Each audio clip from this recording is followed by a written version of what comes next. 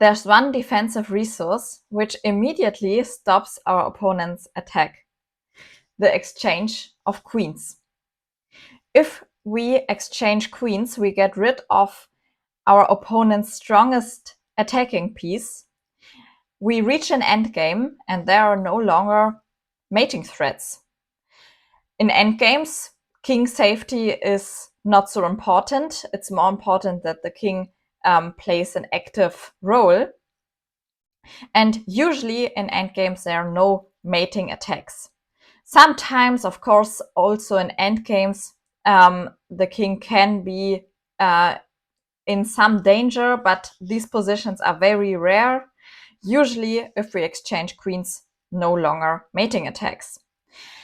So we can use this as a defensive weapon. And yeah, we will look at an example. Here it's black to move. Black is 2 pawns up, but white has some dangerous ideas. The king is still in the middle and white has the threat of taking on e7 and then taking on c6, and then everything is hanging, and yeah, the king cannot castle.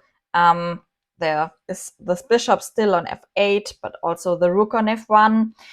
So black has to come up with a good idea, and a very strong move is queen to b4 to offer a queen trade.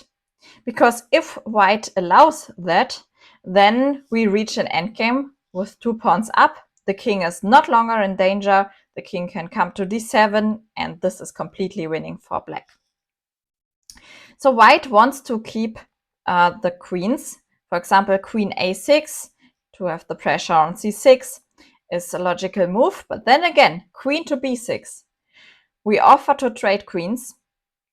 And again, if white takes on b6, this is a completely winning endgame for black.